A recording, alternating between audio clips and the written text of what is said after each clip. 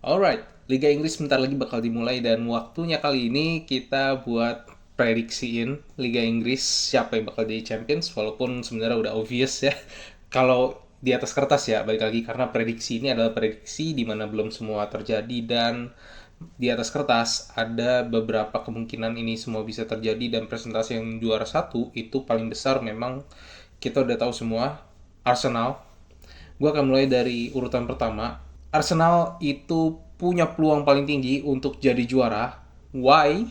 Karena ya kita udah lihat semua bagaimana Arsenal di musim ini dengan squad-squadnya.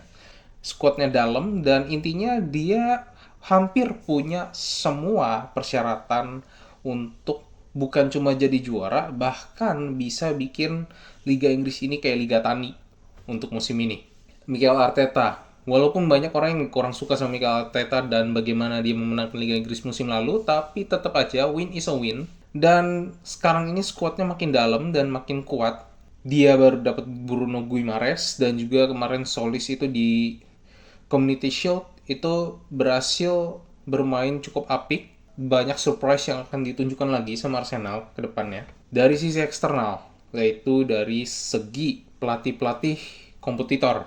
Nah, seperti yang kita tahu, Xabi Alonso, Enzo Maresca, walaupun Enzo Maresca udah pernah ngejalanin lawan Chelsea, bareng Chelsea di Premier League, tapi tetap aja ini City yang masih imbalance dan terutama semenjak ditinggal Pep. Nah, itu bakal gue teruskan. Kemudian pelatihnya Liverpool, MU, walaupun dari musim lalu udah, tapi tetap aja dia masih tergolong juga belum setahun. Jadi berbeda dengan Arteta yang sudah punya banyak pengalaman di Premier League. Siapa lagi? Pelatih Tottenham juga De Zerbi. Dia juga termasuk baru juga, belum setahun. Palingan justru yang lebih lama itu adalah Aston Villa, Unai Emery. Ini jadi peluang bagus juga buat Arsenal karena kekompakannya udah dapet, solidnya udah dapet, seperti itu kan. Mentalnya juga udah punya, apalagi yang bisa bikin mereka nggak juara Liga Inggris selain mungkin cedera beruntun di pertengahan dan kemudian mungkin ketidakberuntungan. Ya cuma dua itu aja yang bisa bikin Arsenal nggak jadi juara. Dan satu lagi sih, inkonsistensi yang tiba-tiba datang.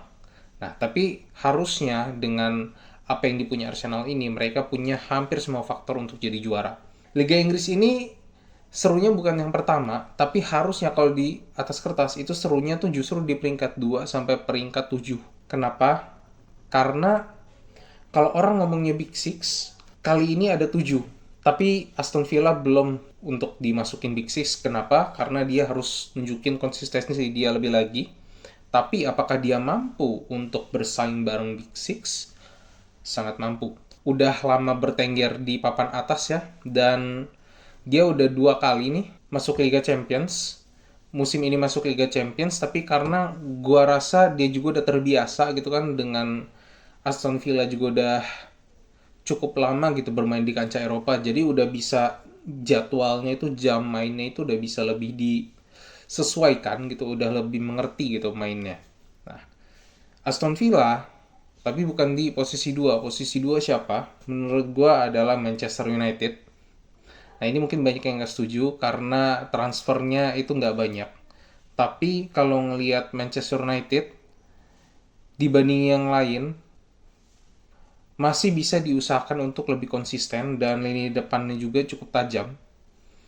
Jadi sangat bisa Man United, tapi poinnya bakal tipis sama poin posisi 3, 4, 5 itu bakal tipis banget. Jadi rebutannya itu gua rasa bakal susah payah. Yang ketiga siapa? Chelsea. Nah, Chelsea yang jelas belum tahu apakah dia main 4 back atau 3 back, tapi kalau gue pribadi gue lebih prefer main 3 back. Kenapa? Karena defense-nya itu pure karena defense-nya. Gue setelah ngeliat berkali-kali main 4 back di musim lalu dan juga terutama dengan center back yang ada sekarang dengan kemarin terutama lawan Juventus ya. Itu benar-benar ngasih lihat gimana center backnya Chelsea ini nggak sekuat itu gitu. Jadi 3 back is a good option gitu kan untuk ningkatin defense, walau bayarannya adalah kita nggak bisa seagresif kalau misalnya bermain 4 back. But still yang penting efektivitas selama secara in-game para pemain Chelsea bisa efektif dengan pemain-pemain yang ada. Dan kedalaman squad juga sebenarnya cukup oke. Kita juga kedatangan pemain-pemain baru juga yang sebenarnya bisa ngasih sesuatu yang cukup menjanjikan. Nah, jadi sangat oke untuk Chelsea bisa ditaruh untuk finish di posisi 3. Nah, yang keempat siapa? Yang keempat baru Aston Villa. Aston Villa ini akan terbagi fokusnya untuk bermain di UCL. Nah, beda dengan Chelsea, Chelsea kenapa gue pasang di posisi 3? Karena dia bisa fokus di Premier League. MU juga ini sebenarnya agak menantang. Dia gue taruh di posisi 2, masukin Champions League, tapi apakah kedalaman skuadnya oke untuk menjalani musim? Nah, ini yang jadi pertanyaan kan. Kalau misalnya mereka banyak cedera, nah prediksi gue udah pasti salah. Gitu.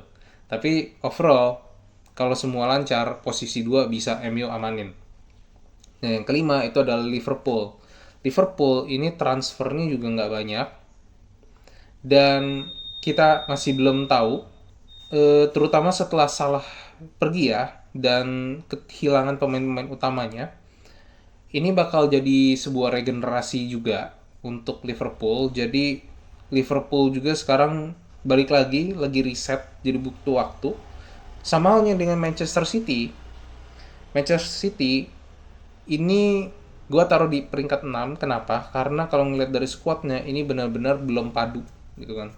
Dan belum ada kekompakan, padahal mainnya cukup lama. Dan mungkin tantangannya Maresca di sini adalah justru dari internal gitu kan.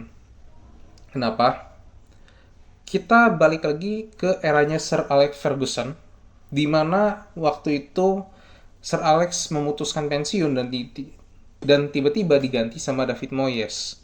Itu perbedaannya sangat jomplang sehingga bisa dibilang nggak di-respect David Moyesnya. Dan ini diceritakan juga karena ada juga pemain yang bertanya-tanya gitu ketika dilatih sama David Moyes, ini kita dapat apa nih dari dia gitu kan. Nah, seperti halnya juga dengan Enzo Maresca. Tantangannya bakal di situ. Kenapa? Karena walaupun dia anak didik Pep, tetap aja dia adalah penerus dari Pep gitu. Jadi ekspektasi akan sangat tinggi, sehingga kalau misalnya nggak mencapai ekspektasi tersebut, justru malah bakal akan lebih cepat kehilangan respect dari para pemain-pemainnya City. Karena this is Manchester City gitu. Jadi butuh. Yang ketujuh itu ada Tottenham.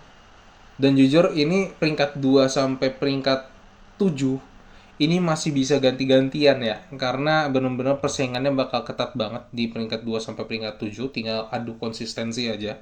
Tottenham itu 2 musim beruntun dia hampir degradasi.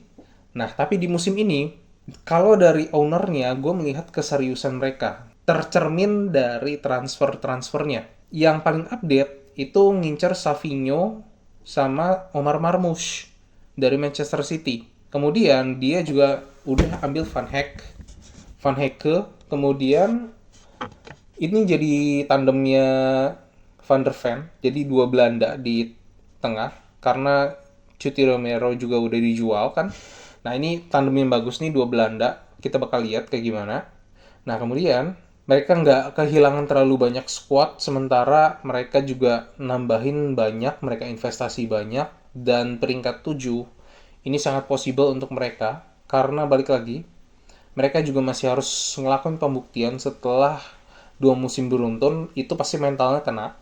Jadi peringkat 7 itu udah sesuatu yang bisa jadi titik bagus untuk musim ini.